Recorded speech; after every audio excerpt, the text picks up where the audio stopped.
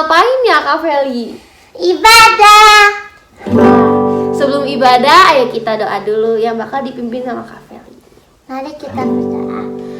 Tuhan berkati sekarang kita akan memulai untuk memuji dan menyembah nama-Mu, dan berkati kami semua supaya sungguh-sungguh, dan berkati supaya kita bisa melayani Tuhan. Terima kasih Tuhan, haleluya. Amin. Amin. Oke, sebelum mulai, ayo Kak Fani ajak semuanya buat bangkit berdiri.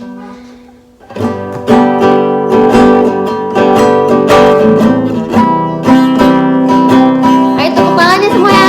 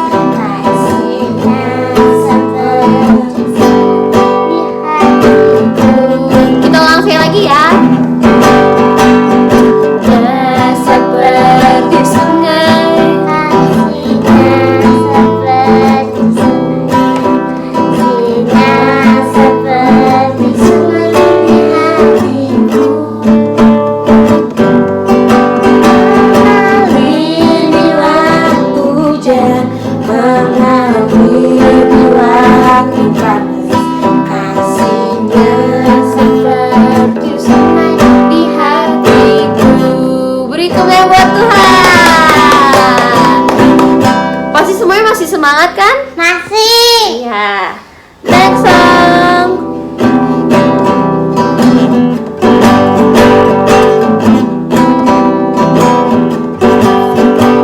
Yesus pokok dan kita cerahnya. Yesus pokok dan kita cerahnya. Yesus pokok dan kita caranya, tinggal di dalamnya. Pastilah kau akan berbuah. Kita ulang dari awal ya. Yesus pokok dan kita caranya, tinggal di dalamnya. Yesus pokok dan kita caranya, tinggal di dalamnya. Yesus pokok dan kita caranya, tinggal di dalamnya. Kau akan berbuah. Yesus cintamu. Yesus cintamu, ku cinta kau, kau cinta Yesus. Yesus cintaku, ku cinta kau, kau cinta Yesus pokok. Yesus pokok dan kita caranya, tinggal di dalamnya. Yesus pokok dan kita caranya, tinggal di dalamnya. Yesus pokok dan kita caranya, tinggal di dalamnya. Pastilah kau akan berbuah. Beri kemuliaan buat Tuhan. Adik-adik, sekarang kita bakal masuk penyembahan. Semuanya boleh duduk lagi, semuanya lipat tangannya, tutup matanya.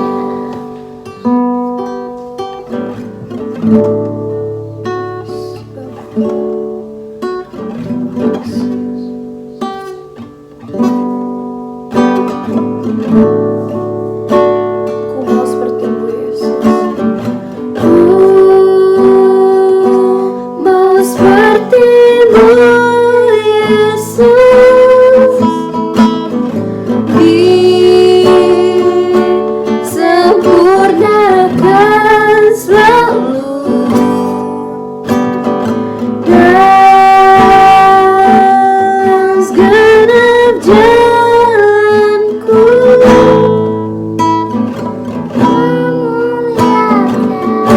Namamu, ku mau sepertimu, Yesus. Ku mau sepertimu, Yesus. Amin, Yesus.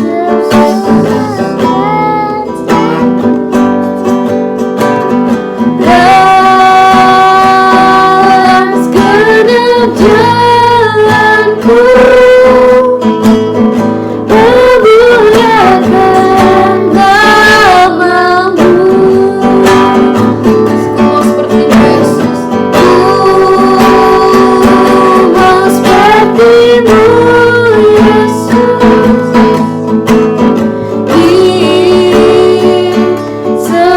Disempurnakan selalu dan segenap jalanku memuliakan namamu. Ku mau sepertimu. Ku mau sepertimu, Yesus.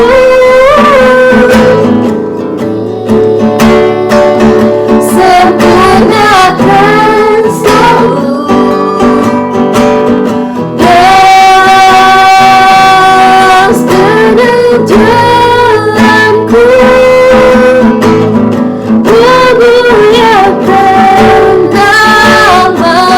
memuliakan namamu. Memuliakan namamu.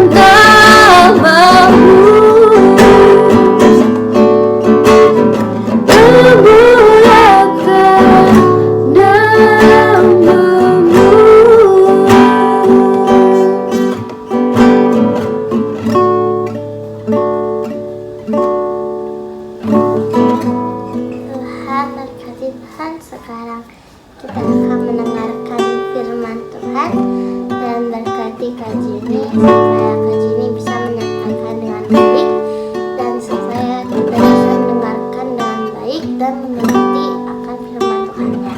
Terima kasih Tuhan. Haleluya. Amin. Hai semuanya, coba nih kalian lihat. Ini Kak Jini punya kartu yang udah disusun jadi menara. Tapi Kak Jini gak bisa buat tinggi-tinggi ya. Nah sekarang coba kita lihat. Kalau misalnya Kak Jini sentuh satu kartu, ya langsung jatuh.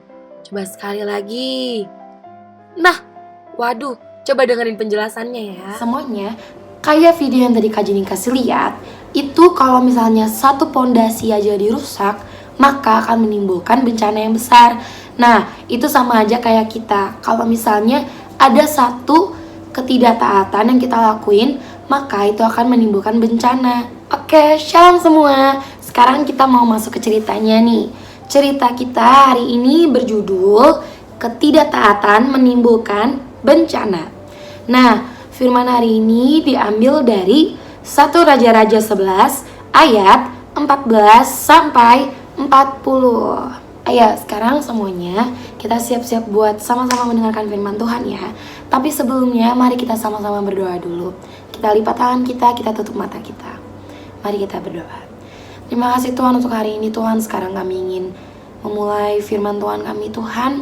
Engkau berkati Tuhan dari awal sampai akhir supaya semuanya bisa berjalan dengan lancar. Setiap anak-anakmu bisa mendengarkan walaupun Kami semua berbeda tempat Tuhan, tapi kami yakin Tuhan, hati kami bisa fokus, telinga kami bisa mendengarkan firman-Mu dengan baik Tuhan. Kau berkati Tuhan supaya setiap firman yang kami dengarkan Tuhan semuanya bisa kami terapkan ke dalam kehidupan kami sehari-hari. Terima kasih Tuhan untuk segalanya, Engkau sungguh baik. Haleluya, amin. Firman Tuhan hari ini menceritakan seseorang yang namanya Salomo. Nah, kalian masih ingat kan Salomo yang mana? Ayo. Salomo itu adalah orang yang dikasih hikmat yang luar biasa sama Tuhan. Tapi Salomo imannya lagi goyang-goyang nih. Kenapa kak? Karena istri-istri Salomo ini menyembah ala-ala lain. Jadi Salomo jadi condong untuk menyembah ala-ala lain. Padahal tuh Tuhan udah begitu baik sama Salomo. Dia telah membuat kerajaan Salomo juga dikenalkan. Salomonya sendiri juga menjadi raja yang paling berhikmat daripada raja-raja sebelumnya. Selain itu, Tuhan juga telah membuat Salomo disegani oleh penguasa-penguasa negara lain. Namun sayangnya kayak yang tadi Kak Jenny bilang, hati Salomo telah menjauh dari Tuhan. Ini karena istri-istri yang diambilnya dari negeri yang tidak mengenal Tuhan mencondongkan hati Salomo kepada allah-allah lain dan membuatnya melanggar perintah Tuhan. Ini tuh sangat menyakiti hati Tuhan. Sebab Salomo sudah kehilangan pondasi yang membuat dirinya diberkati, yaitu ketaatannya kepada Tuhan. Jadi Salomo ini punya pondasi, pondasinya ini adalah ketaatannya sama Tuhan. Tapi pondasinya ini telah hilang karena dia telah memilih istri-istri yang salah. Nah, Kak Jenny, berarti gimana tuh cara Tuhan atasinnya? Kan Salomo udah jauh banget dari Tuhan. Nah, sekarang kita buka kitab kita. Kita lihat di 1 Raja-Raja 11 ayat 14-40. Nih, bisa kita lihat di ayat 14 dituliskan, kemudian Tuhan membangkitkan seorang lawan Salomo, yakni Hadad orang Edom. Ia dari keturunan Raja Edom. Jadi dulu Hadad ini adalah musuhnya Daud. Namun sekarang ia bangkit untuk melawan Salomo. Salomo yang sudah jauh dari Tuhan ini. Tapi di ayat 23 dituliskan, Allah membangkitkan pula seorang lawan Salomo, yakni Rezon bin Eliada, yang telah melarikan diri dari tuannya, yakni Hadadezer Raja Zoba. Nah, ada dua nih. Tadi yang pertama Hadad, yang kedua Rezon. Di ayat 24, ia mengumpulkan orang-orang, lalu menjadi kepala gerombolan. Jadi, kalau seorang yang bernama Rezon ini, dia bangkit melawan Salomo. Ia mengumpulkan orang-orang dan menjadi kepala gerombolan yang mengacaukan kerajaan Israel sepanjang pemerintahan Salomo. Bahkan adik-adik, bukan dua doang loh yang dijadiin lawan Salomo, tapi ada yang ketiga. Nah, yang ketiga ini adalah seorang pegawai Salomo yang namanya adalah Yerobeam. Coba kalian lihat di ayat 26. Seorang Efraim dari Zereda, seorang pegawai Salomo. Nama ibunya Zerua, seorang janda, memberontak terhadap raja. Jadi tadi yang ketiga, Yerobeam ini bangkit dan berani untuk melawan tuannya sendiri. Nah, bahkan Tuhan berjanji kepada Yerobeam kalau Tuhan akan memberikan 10 dari 12 suku Israel kepada Yerobeam ke dalam tangannya. Jadi Yerobeam ini bakal dikasih 10 suku Israel. Jadi dia bakal jadi raja bagi bangsa Israel. Sementara Tuhan hanya akan menyisakan satu suku saja untuk Salomo perintah. Kenapa kok jadi Salomo yang mimpin satu suku doang? Nah, karena Salomo tadi sedang tidak taat. Dia tidak taat, dia menyembah allah lain, dia menjauh dari Tuhan, dia tidak mengikuti perintah Tuhan. Terus kalian tahu gak adik-adik? Salomo ini juga berusaha untuk membunuh Yerobeam karena dia mau anaknya yang menjadi raja, bukan malah Yerobeam. Namun karena ini semua adalah rencana Tuhan, dan rencana Tuhan itu nggak ada yang pernah gagal. Jadi Salomo tidak berhasil membunuh Yerobeam. Ketidaktaatan Salomo ini kepada Tuhan menyebabkan kerajaan yang awalnya kokoh menjadi terbelah dua. Kalau misalnya kalian dengerin kajian ini dari tadi, Tuhan itu beda banget ya sama Salomo. Bahkan Tuhan yang disuruh oleh Bapa di surga, yang disuruh mati untuk kita semua mati di kayu salib, Tuhan tetap taat loh sama Bapa di surga. Itulah sebabnya Allah sangat meninggikan dia dan mengaruniakan kepadanya nama di atas segala nama. Sehingga setiap orang percaya dan mengaku bahwa Tuhan Yesus adalah juru selamat, pasti akan diselamatkan loh adik-adik. Nah, kalau misalnya kalian masih belum ngerti nih, coba kita ibaratkan rambu-rambu lalu lintas ini adalah firman Tuhan. Kalau kendaraannya itu adalah kita. Nah, kalau misalnya kita tidak taat dengan rambu-rambu lalu lintas, maka kita bisa nggak selamat sampai rumah. Tapi kalau misalnya kita taat sama firman Tuhan, kita nggak bakal kena bencana, kita bakal diselamatkan oleh Tuhan. Jadi, kita harus sama-sama taat sama firman Tuhan ya. Dan nih, kakak mau coba satu game buat kalian. Sekarang semuanya bangkit berdiri. Nah, kalian dengerin baik-baik ya kakak ngomong apa. Kalau misalnya kakak bilang, kakak berkata duduk, nah itu kalian duduk. Tapi kalau misalnya aku cuma bilang duduk, kalian jangan duduk. Ingat ya, harus taat sama yang ada kata-kata kakak berkata.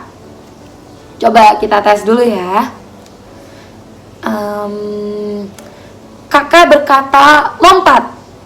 Hayo, siapa yang ikutin? Nah, iya, yang tadi harus diikutin karena ada kata-kata kakak berkata.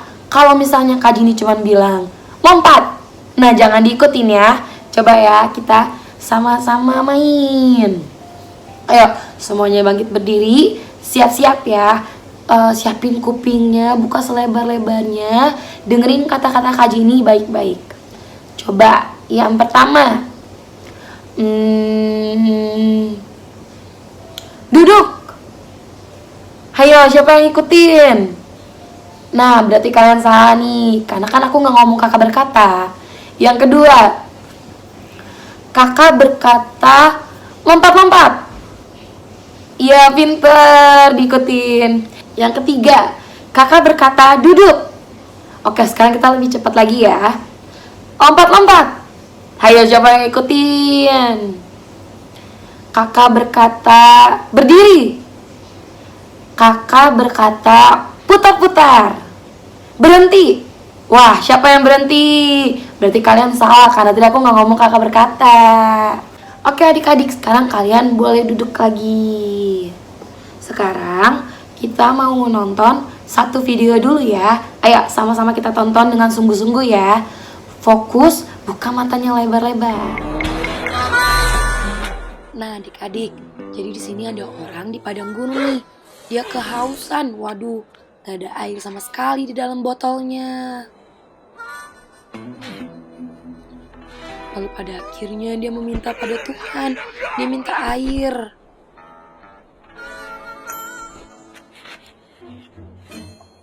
Tapi tetap saja tidak ada. Lalu kemudian dia melihat sesuatu. Wah, ada selang air. Jadi dia mau nih datengin, dia langsung siaga buat datengin. Tapi kata Tuhan jangan, Tuhan halangin dia. Tuhan suruh ke sono aja, tapi dia nggak mau karena dia kira di situ bakal lebih banyak air. Tuhan tetap halangin, tapi dia tetap memaksakan kehendaknya. Dan akhirnya, nah dia sampai nih. Nah waduh, tapi Tuhan hilangin. Tapi dia tetap memaksa. Dan akhirnya dia membuat selangnya sendiri dengan barang-barang yang ada di padang gurun.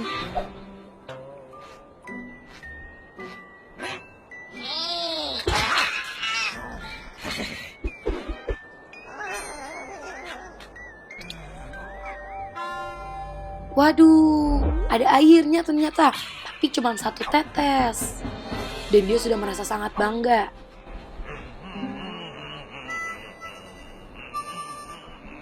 Padahal ya adik-adik, di tempat lain, wah lebih banyak airnya, lebih puas nih dia. Tapi dia lebih memilih yang ada di depan matanya tadi. Ingat ya adik-adik, kalau rencana Tuhan itu adalah yang terbaik. Oke semuanya, nah kalian udah dengerin aku kan dari awal sampai akhir. Jadi inget ya, bukan cuma taat sama firman Tuhan, tapi sama orang tua, sama kakak sekolah minggu, sama kakak-kakak di rumah, sama semuanya ya. Bukan cuma yang tua-tua doang loh ya. Kita juga harus hormatin yang umurnya lebih muda dari kita. Ingat itu.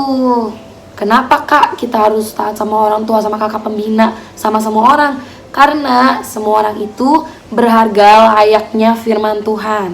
Nah sekarang saatnya kita ayat hafalan. Ya semuanya buka di Amsal 12 ayat 21. Sekali lagi Amsal 12 ayat 21. Ayo di pause dulu, terus ambil Alkitabnya ya. Nah sekarang kita baca sama-sama. Buka Alkitabnya lebar-lebar. Coba baca di Amsal 12 ayat 21. 1, 2, 3. Orang benar tidak akan ditimpa oleh bencana apapun, tetapi orang fasik akan senantiasa celaka. Nah ayat hafalannya gak terlalu panjang nih, jadi bisa semua kan pasti. Coba kita coba sekali lagi ya, pelan-pelan. Amsal 12 ayat 21. Orang benar tidak akan ditimpa oleh bencana apapun, tetapi orang fasik akan senantiasa celaka.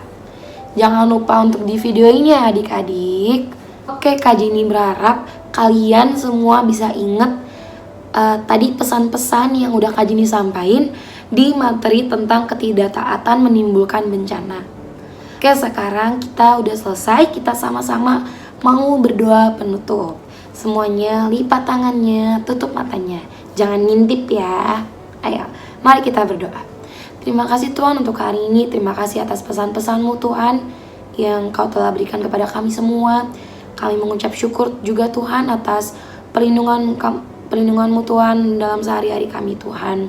Kami ingin berdoa Tuhan supaya setiap dari kami Tuhan bisa menghindari ketidaktaatan Tuhan, supaya kami semua bisa taat terus Tuhan dengan firman-Mu Tuhan, dengan orang tua kami, dengan kakak-kakak kami Tuhan, dengan semua orang yang ada di hidup kami ini Tuhan. Juga Engkau jadikan berkat Tuhan dimanapun dan kapanpun kami berada. Juga Engkau pulihkan Tuhan bangsa kami Tuhan, supaya nanti kami bisa bersama-sama lagi Tuhan, kumpul beribadah Tuhan di hadapan-Mu Tuhan. Terima kasih Tuhan, Kau tutup bungkus Tuhan setiap dari kami, dalam nama-Mu kami telah berdoa. Yang percaya sama-sama kita katakan amin. Jangan lupa kalau misalnya kalian mau pergi-pergi, pakai masker dan rajin cuci tangan ya. Bye-bye, happy Sunday semuanya, God bless you.